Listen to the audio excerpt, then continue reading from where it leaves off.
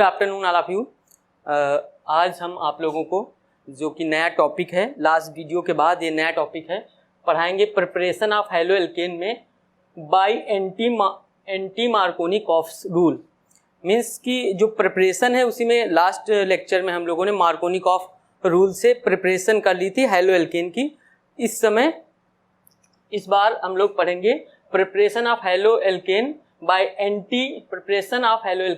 Bye anti Markovnikov's rule. अब Markovnikov's और anti Markovnikov's में डिफरेंस भी इसी में हम लोग पढ़ेंगे।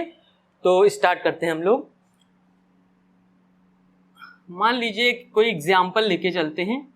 ये सारी प्रिपरेशन जो है एल्कीन से होगी, और अगर हम लोग इसमें देखते हैं, मान लीजिए एक ये कंपाउंड है, कोई एक एल्कीन है, और इस एल्कीन से इसकी रिएक्शन हम लोग कराएंगे HBr से in the presence of any peroxide.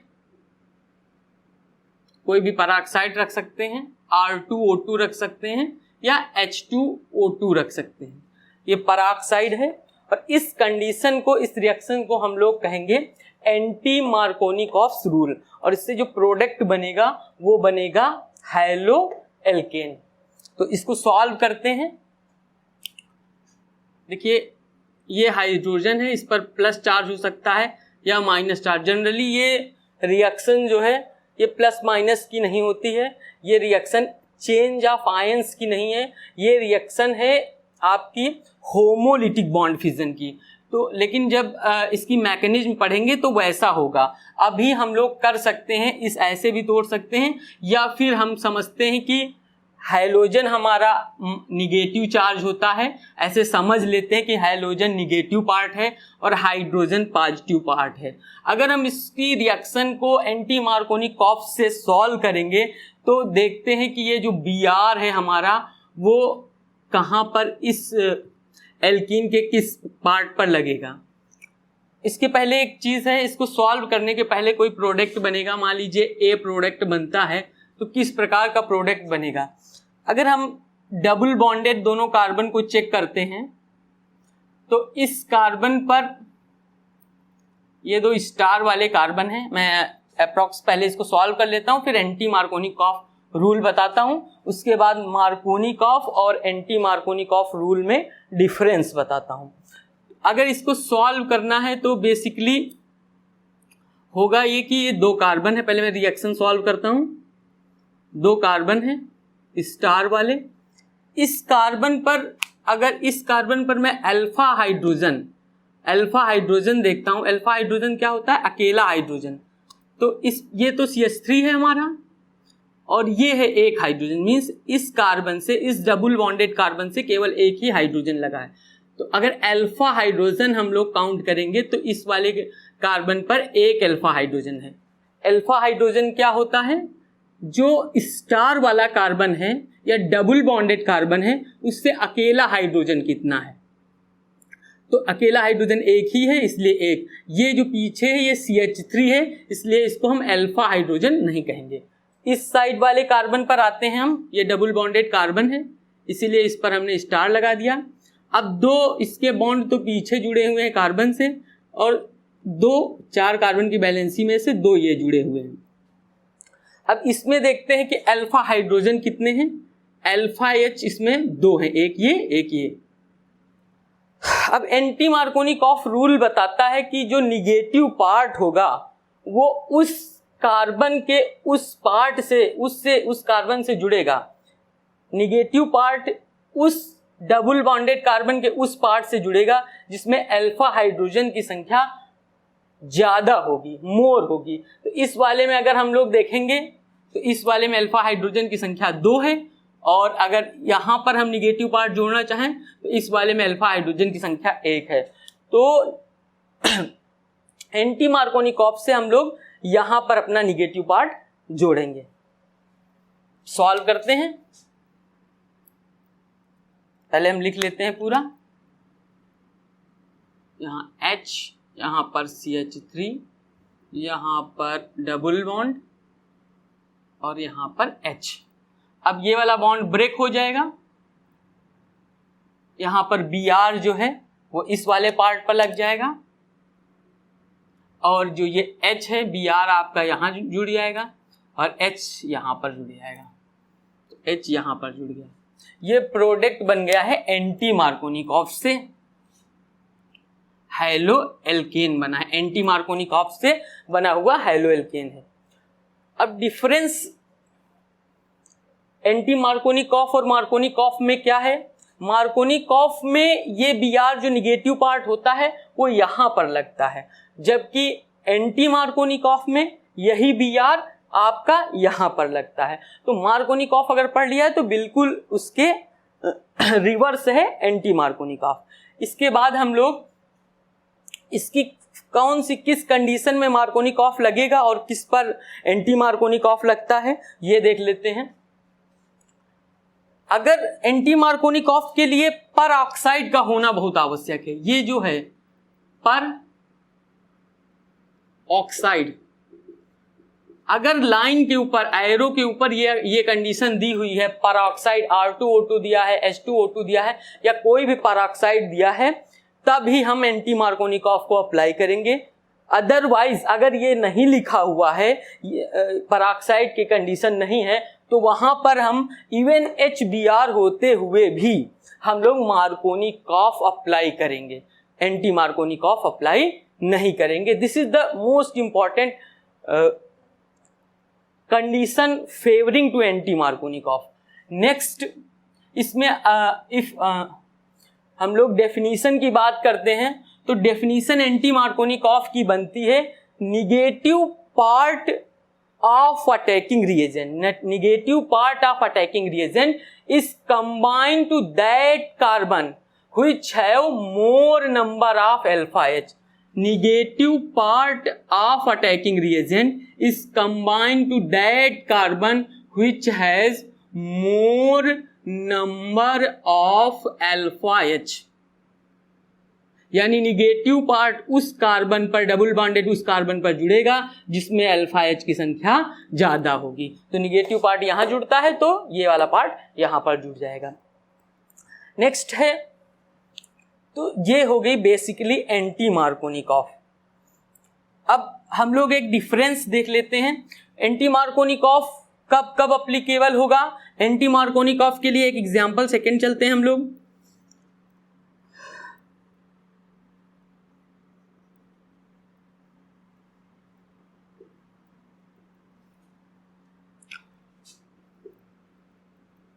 अगर ये वाला एग्जाम्पल देखते हैं, कंडीशन R2O2 या H2O2 क्या प्रोडक्ट बनेगा। इस कंडीशन में भी निगेटिव पार्ट ये हमारा ये दो कार्बन है, स्टार वाले कार्बन, निगेटिव पार्ट हमारा अल्फा H। इस पर देखेंगे अल्फा H कितने हैं, अल्फा H इस पर 2 हैं, इस पर अल्फा H मतलब अकेला हाइड्रोजन, ये भी CH3 ग्रुप है, ये भी CH3 ग्रुप है, यानी अल्फा H इस पर एक भी नहीं है, तो कितने हो गए 0। अगर एंटी मार्कोनिकॉफ अप्लाई हो रहा है या नहीं ये देखना है, तो देखेंगे यहाँ पर पराक्साइड दिया है या नहीं, यहाँ पर पराक्साइड है, यहाँ पर HBr है, तो एंटी मार्कोनिकॉफ मीन्स अप्लाई हो रहा है, मीन्स ये निगेटिव पार्ट जाकर हमारे यहाँ जुड़ जाएगा और ये जो H वाला पार्ट है वो यहाँ पर जुड़ जाएगा। इसको सॉल्व करते हैं हम लोग। पूरी एल्कीन यही उठाकर यहाँ पर रख लेंगे हम लोग, C यहाँ पर CH3, यहाँ पर CH3, यहाँ पर डबल बॉन्ड के बाद H और H।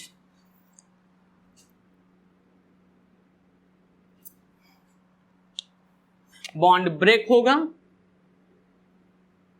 यहाँ पर ये बॉन्ड आधा और हाफ बॉन्ड ये, Br आपका इस साइड लग जाएगा, H इस साइड लग जाएगा एंड यही आपका हाइलो एल्केन प्रोडक्ट बन जाएगा।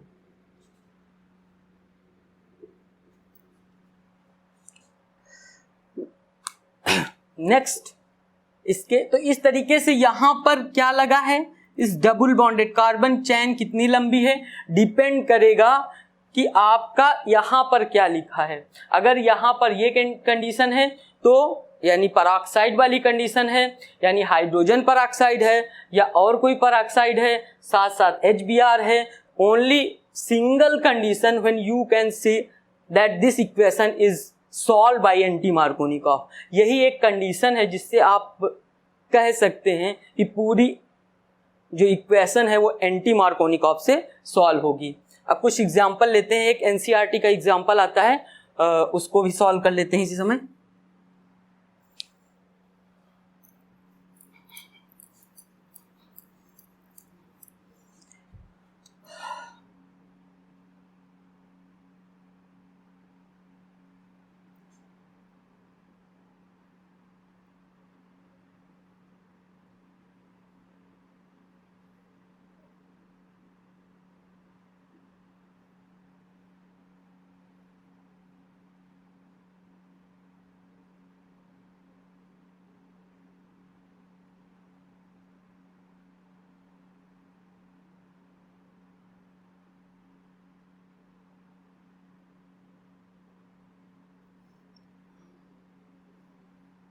ये एनसीईआरटी बुक का एग्जाम्पल है और इसकी रिएक्शन कराई गई है HBr से।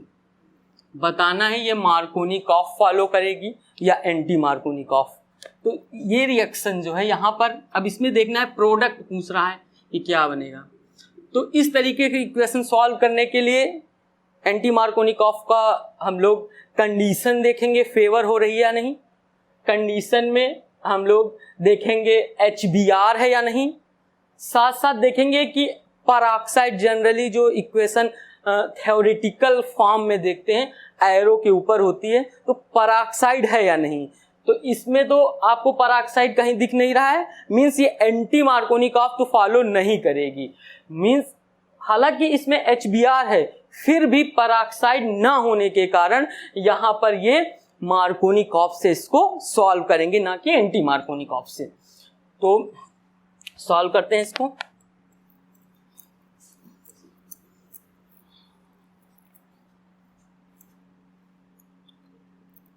एक बार एग्जाम्पल पूरा नोट कर लिया जाता है, उसके बाद सॉल्व करते हैं हम लोग इसको।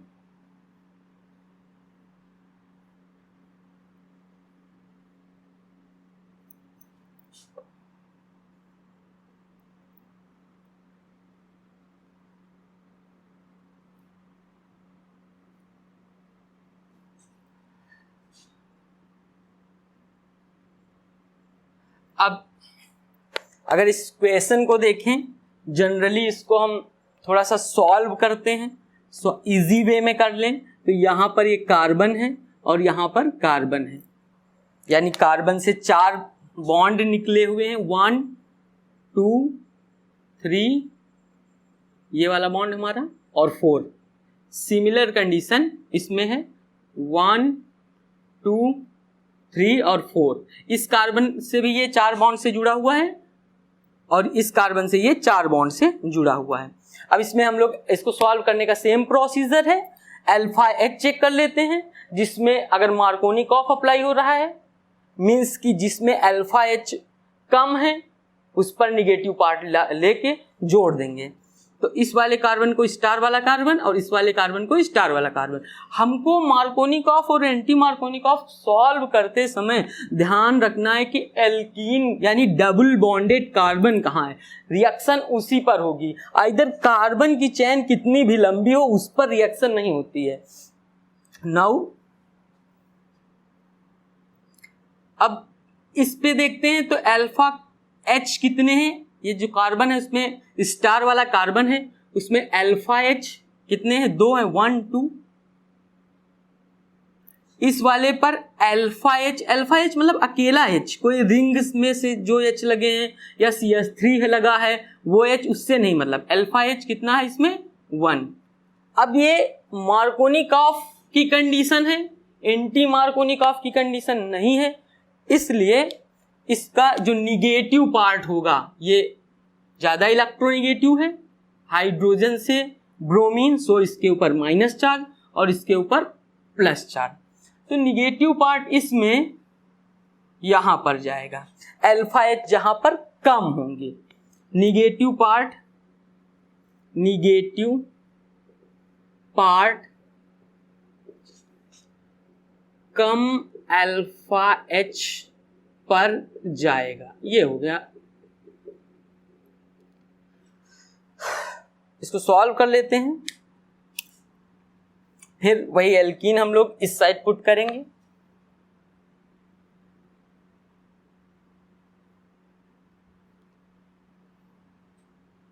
ये रिंग है।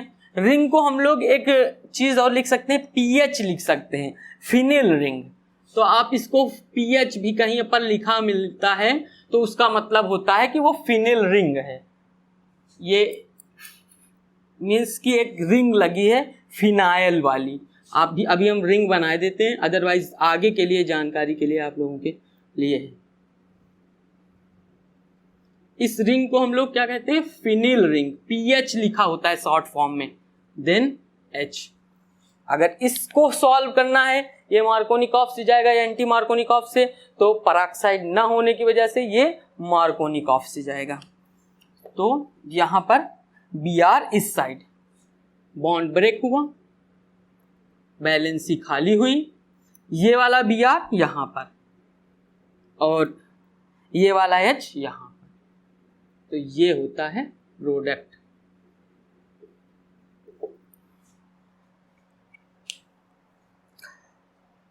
नाउ इसके बाद हम लोग इसका कंक्लूजन देखेंगे कि किस किस कंडीशन में मार्कोनिकॉफ अप्लाई होता है, किस कंडीशन में एंटी मार्कोनिकॉफ को अप्लाई करते हैं। अब हम लोग देखेंगे कि किस किस कंडीशन में मार्कोनिकॉफ अप्लाई होगा, किस कंडीशन में एंटी मार्कोनिकॉफ अप्लाई होगा। उसके बाद फिर हम लोग डिफरेंट वे से जो अलग अलग तरीके की प्रिपरेशंस हैं हैलोएल्केन की, उससे हम लोग आगे पढ़ेंगे। मान लीजिए ये कोई एल्कीन है,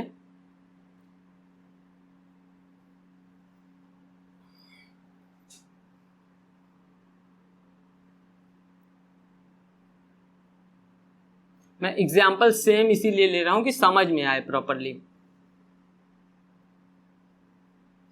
अब इसमें कब कब मार्कोनिकॉफ अप्लाई होगा, या तो यहां HF हो, या तो यहां पर HBr हो, या तो यहां पर HCl हो, या तो यहां पर HI हो। साथ साथ यहां पर अगर पराक्साइड नहीं है तब इसको आप लोग सॉल्व करोगे मार्कोनिकॉफ से। तब आप इसको मार्कोनिकॉफ रूल से सॉल्व करेंगे। किस किस कंडीशन में, मान लीजिए एग्जांपल 4 है ये हमारा। चाहे यहां पर HF हो, HBr हो, HCl हो, HI हो, कोई हैलोजन एसिड हो और यहां पर कोई पराक्साइड ना लिखा हो, तब सारे क्वेश्चन किससे सॉल्व करेंगे, मार्कोनिकॉफ से। फिर अगला कब कब मार्कोनिकॉफ से सॉल्व कर सकते हैं, अगर यहां पर HBr दिया हो, लेकिन यहां पर कोई पराक्साइड ना दिया हो, पर ऑक्साइड ना दिया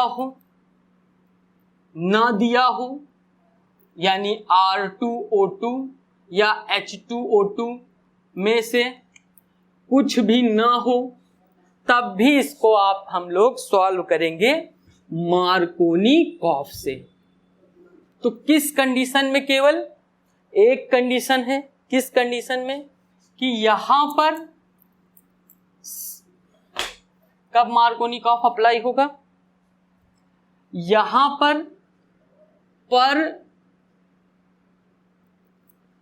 पर R2O2 या H2O2 हो, तभी पर मार्कोनिकॉफ यहां पर अप्लाई होगा।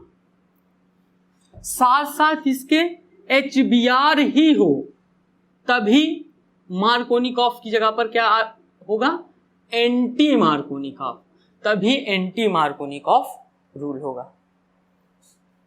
तो ये डिफरेंस हो गया मार्कोनिकॉफ और एंटी मार्कोनिकॉफ से, और इसके द्वारा हम लोगों ने इनके दोनों के साथ जो है दोनों रूल्स को अप्लाई करके हम लोगों ने हैलो एल्केन बना लिया। नेक्स्ट हम लोग इसकी प्रिपरेशन अब पढ़ेंगे बाय एल्कोहल से थायोनिल क्लोराइड से, इनसे इसकी प्रिपरेशन पढ़ेंगे। तो बाय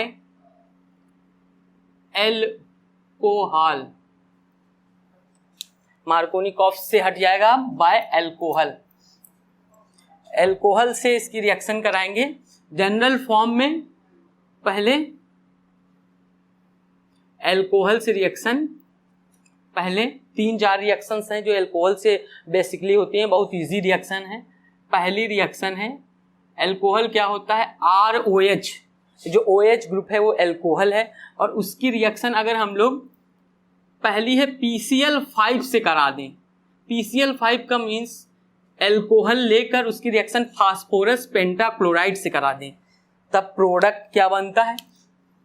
उसके लिए एक तरीका होता है, एक रफली डायग्राम। PCl5 जो होता है फास्फोरस पेंटाक्लोराइड, उसका कुछ स्ट्रक्चर, लुईस स्ट्रक्चर ऐसा होता है। P, यहाँ पर हम P कर लेते हैं, यहाँ पर P कर लेते हैं, P और P से Cl Cl Cl और इधर Cl और इधर Cl। अब इसका रिएक्शन जो है एल्कोहल के उस पार्ट से कराते हैं जहां पर O हो, यानी ऑक्सीजन वाला पार्ट हो। ये एल्कोहल हो गया। अब ये रिएक्शन होती है, इसको PCl5 का ये लुईस स्ट्रक्चर है, इसको देख लेते हैं। इसी से हम एल्कोहल की रिएक्शन कराएंगे और हैलो एल्केन प्राप्त करेंगे। मीन्स कि अब इसको अप्लाई करते हैं। यहाँ पर PCl5, यहाँ फास्फोरस है, 3 Cl बीच में, 1 Cl ये,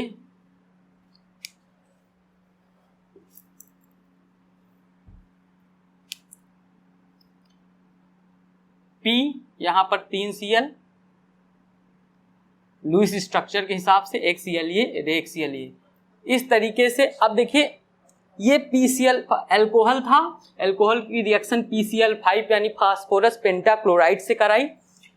R और Cl इस पार्ट में जो ये एक साइड का है, रेड लाइन की इस तरफ वाला एक प्रोडक्ट बनाएगा, रेड लाइन के इस तरफ वाला एक प्रोडक्ट बनाएगा, बीच वाला रेड लाइन के बीच वाले कंपाउंड मिलकर दूसरा प्रोडक्ट बनाएंगे, और लास्ट वाला तीसरा प्रोडक्ट बनाएगा। तो R और Cl अगर मिल रहा है तो एक प्रोडक्ट बनेगा RCl प्लस P और O, यानी और ये 3 Cl, ये बनाएंगे POCl3। इसका स्ट्रक्चर अगर हम लोग देखें तो फास्फोरस से ये वाली 2 वैलेंसी खाली हो रही और नीचे 3 Cl है, Cl। तो ये 2 वैलेंसी ऑक्सीजन की इन 2 वैलेंसी से जुड़ जाएगी। ये 2 वैलेंसी जो ये खाली हो रही है क्लोरीन वाली, ये वाली और ये वाली, ऑक्सीजन की इन 2 वैलेंसी से अटैच हो जाएगी। तो यहाँ पर ऑक्सीजन की 2 वैलेंसी और फास्फोरस की 2 वैलेंसी आपस में मिल जाता है और POCl3 बना देती है। आर्थोफास्फोरिक क्लोराइड कहते हैं या आर्थोफास्फोरिक एसिड भी कह सकते हैं इसको।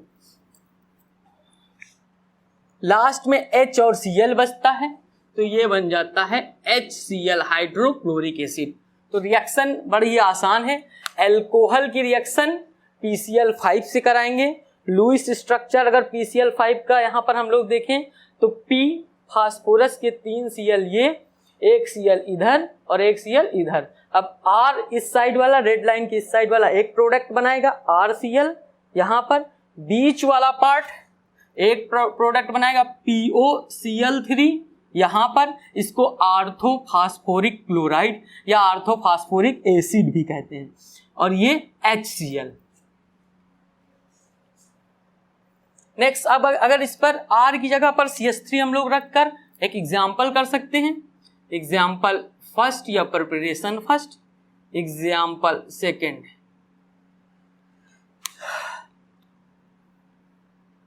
R की जगह पर हम कोई भी, R का मतलब कोई एल्किल ग्रुप, R की जगह CH3 रख सकते हैं या C2H5 रख सकते हैं, बहुत सारी चीज़ें रख सकते हैं, लेकिन बेसिकली यही दो हमको मेथिल एल्कोहल या एथिल एल्कोहल, यानी अगर हम CH3 लेके चलते हैं और यहाँ पर O और यहाँ पर H होता है तो ये मेथिल एल्कोहल है। इसकी PCl5 से रिएक्शन कराएंगे तो क्या बनेगा, सेम प्रोसीजर, इस R की जगह पर जो R था पहले यहाँ पर उसकी जगह की बार आ गया CH3, तो यहाँ पर हम लोग कर देंगे CH3। ये CH3 किससे जुड़ रहा है, Cl से, तो एक पार्ट हमारा एक प्रोडक्ट बन गया CH3Cl, दूसरा POCl3 और ये HCl। बेसिकली ये वाले लास्ट वाले प्रोडक्ट जो हैं आपके, ये POCl3 बनता है इस प्रिपरेशन में और ये HCl ही बनता है, ये वेरी नहीं करते, चेंज नहीं करते। तो यहां पर हो गया है POCl3 और HCl, कोई चेंजेस नहीं थी इसलिए इस पार्ट में चेंज नहीं हुआ। इस पार्ट में चेंज ना होने का कारण यह है कि केवल यहीं पर चेंज हुआ है, इसलिए ना तो यहाँ पर चेंज हुआ है ना तो यहाँ पर चेंज हुआ है। तो सेम रिएक्शन कैसे हुई एक बार फिर से बताते हैं। PCl Cl Cl, 3 Cl और P जो है वो ऑक्सीजन वाले पार्ट में होगा और फाइनली वो POCl3 ही बनाएगा। यहाँ पर एक Cl, CH3 और Cl वो यहाँ बनेगा और ये एक Cl जो है ये HCl बनाएगा। This is first reaction, preparation of haloalkane by alcohol with the help of PCl5. Now similarly another reaction is one reaction of phenol. Phenol की एक रिएक्शन सिमिलर है, उसमें हम लोग क्योंकि NCERT में है, अपनी बुक में है, इसलिए उसको भी इसी समय कंडक्ट करते हैं। एक फिनॉल से हम लोग बना सकते हैं, हैलोएल्केन नहीं बनती है इससे, बेसिकली बनती है इस वाले से आपका हैलोएरीन। फिर भी इस रिएक्शन को हम लोग क्योंकि इसी कंसेप्ट पर बेस्ड है सो इसी से हम लोग सॉल्व करने की कोशिश करते हैं। सेम क्या होगा, ऑक्सीजन PCl वाला 3 वाला पार्ट ऑक्सीजन के पास ही होगा, ये ध्यान रखना। PCl Cl Cl, यहाँ पर H और यहाँ पर H। अब समझ में आ गया होगा, बेसिकली R की जगह पर ये आया है सो R में यही जुड़ेगा H, यानी इस वाले पार्ट में केवल H, यहाँ पर सॉरी H के जगह पर हम लोग Cl रखेंगे, तो यहाँ पर ये Cl लग जाएगा, ये POCl3 ही बनेगा और ये HCl ही बनेगा। सॉल्व करते हैं, इसको उठाकर सीधा रख लेते हैं ऐसे, यहाँ पर Cl, यहाँ पर ये POCl3 प्लस ये HCl, तो इससे एक और सॉल्व हो गया।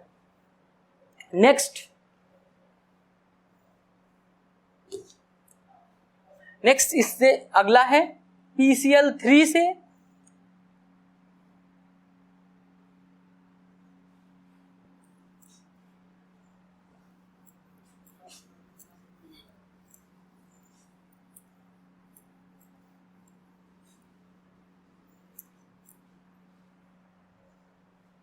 PCl3 से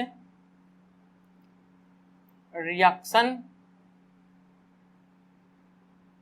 बाय PCl3,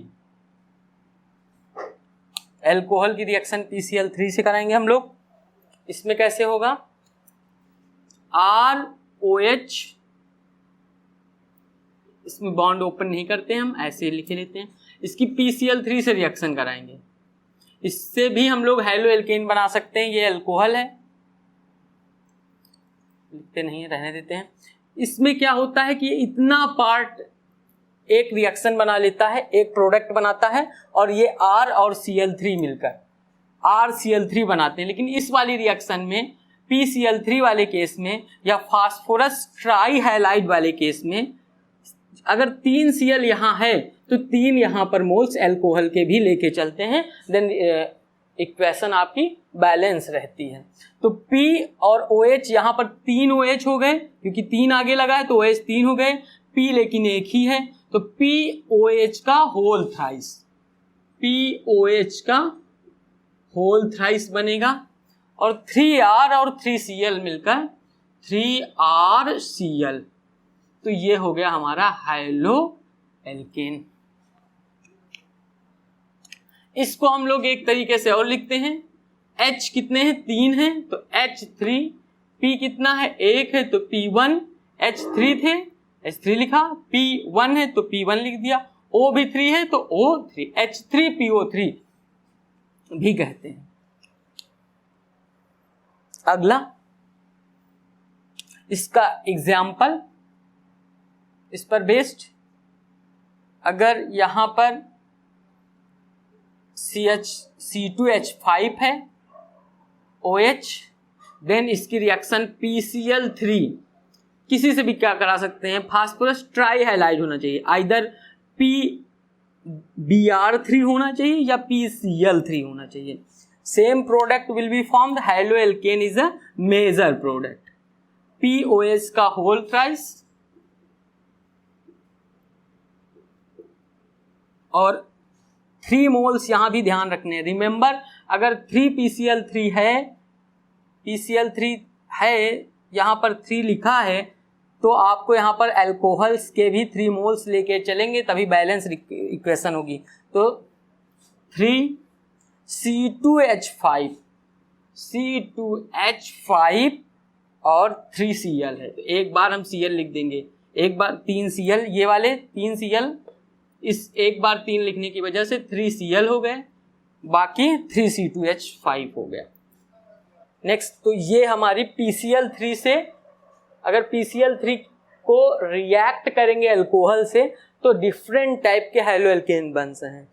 नेक्स्ट, बाकी जो भी इसकी प्रिपरेशन है एक थायोनिल क्लोराइड से है, NaBr वगैरह से जो रिएक्शंस हैं वो हम लोग नेक्स्ट वीडियो में इसके अभी डिस्कस करेंगे। Thank you, thanks a lot.